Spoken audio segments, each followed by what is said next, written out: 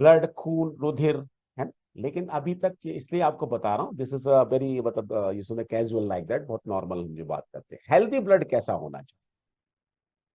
क्योंकि हमारा सबसे इंपॉर्टेंट जो चीज है शरीर के अंदर वो है ब्लड।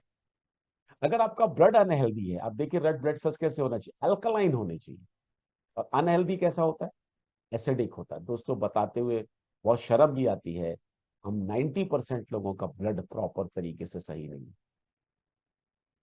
ठीक है। अब ब्लड के बारे में जब इतनी बात करें तो थोड़ा सा फंक्शन समझ लेते हैं ब्लड के। ब्लड के क्या फंक्शन है? सबसे पहला काम है ब्लड का ट्रांसपोर्टेशन।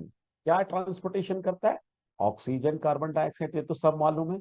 लेकिन सबसे इंपॉर्टेंट इसका काम है फूड मॉलिक्यूल्स जो होते हैं, ग्लूकोज, लिपिड, अमीनो एसिड, ये पहुंचाना। आयंस, सोडियम हो गया, कैल्शियम हो गया, ये छोटी छोटी चीजें होती है सेल को पहुंचाना। वेस्टेज जो होता है उसको, आपको एग्जांपल यूरिया, और हार्मोन को बैलेंस रखने के लिए, ये तो किसका काम हो गया? रेड का। दूसरा हमारा ब्लड का जो पार्ट है वो है white blood cells. White blood cells क्या है? व्हाइट ब्लड सेल्स हमारी आर्मी है। अगर हमारा व्हाइट ब्लड सेल्स स्ट्रांग नहीं होगा तो हमारा इम्यूनो सिस्टम भी स्ट्रांग नहीं। आप नहीं लड़ पाएंगे। लड़ता कौन है? अभी देखिए, अभी जैसे तनाव चल रहा है सीमाओं पे, तो सेनाएं जाती हैं ना। किसकी सेना? कंपेयर करते हैं, पाकिस्तान इतना, इंडिया इतना। ऐसे ही आपके जो व्हाइट ब्लड सेल्स, जब वो स्ट्रांग होते हैं, अब आप लड़ने के काबिल होते हैं। आप देखिए जो कोरोना के समय जिनका भी इम्यूनोसिटी वीक था, तो सब नमस्ते। और दोस्तों, इंपॉर्टेंट काम ब्लड का दूसरा है, क्योंकि अपना प्लाज्मा भी होता है, हेमोस्टेटिक फंक्शन।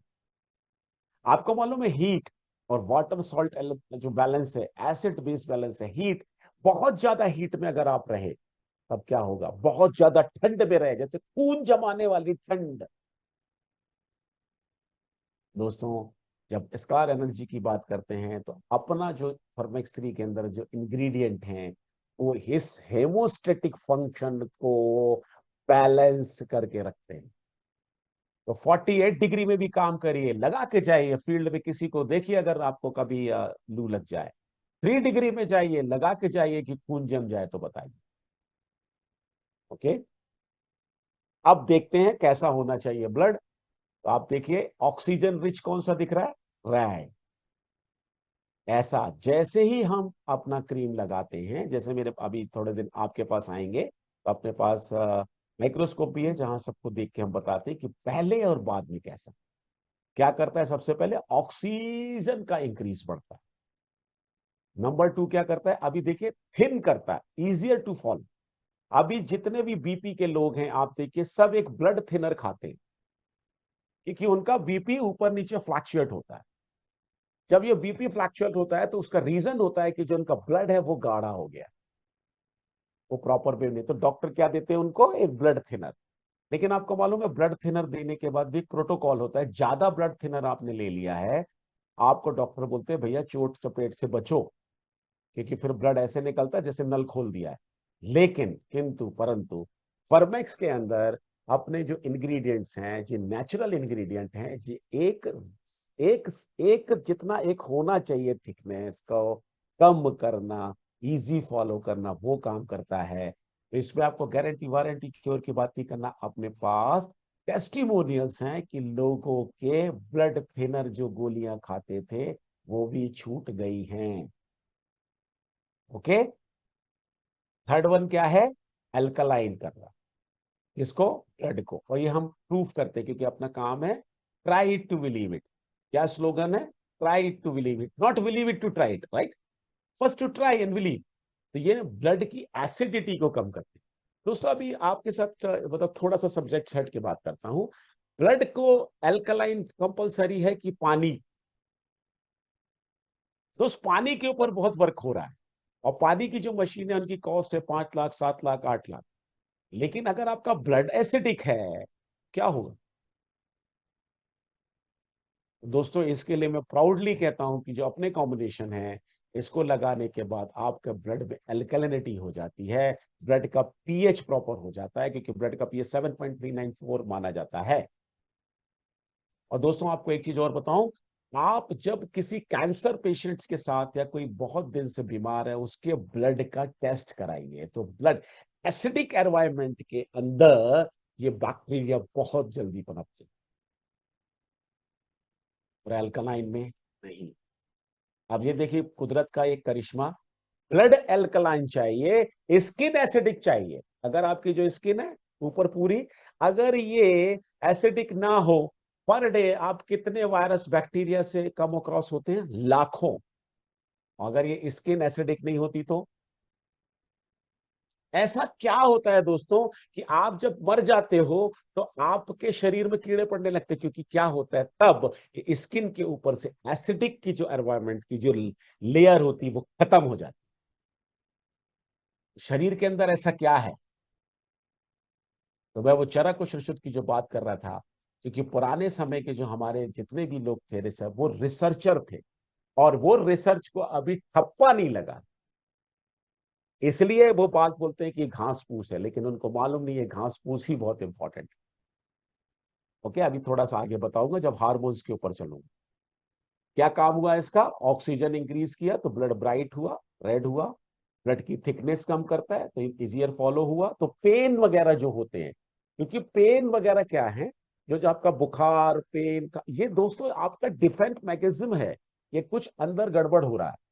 अब आप देखिए आपके पास गाड़ी है, टू व्हीलर या फोर व्हीलर, थोड़ा सा भी प्रॉब्लम होता है तुरंत जाके गैरेज में खड़ी कर देते हो, लेकिन शरीर के अंदर कोई बात होती है तब बहुत केयरलेस हैं। हाँ, लेकिन आप जब जमा हो जाते हो, कहां पर? हॉस्पिटल में, तब बोलते हो वाला गाना मुझे याद आता है कि शोहरत भी ले लो ये दौलत भी ले लो, लेकिन तब तक बहुत देर हो चुकी होती है। हमको अपने आप को ठीक रखने के लिए दोस्तों, तो ये इसका पहला काम है ब्लड के ऊपर, और दूसरा काम हम करते हैं जो इसके इंग्रेडिएंट हैं, जिनके हमको टेस्टिमोनियल मिले हैं, और रिएक्टिव हार्मोन्स। दोस्तों ये आपको जो फोटोग्राफ दिख रहा है, ये पूरा का पूरा इसको ऐसे समझ सकते हैं, ये आपका केंद्रीय मंत्रिमंडल है, और आपके शरीर के अंदर आपका राज्य।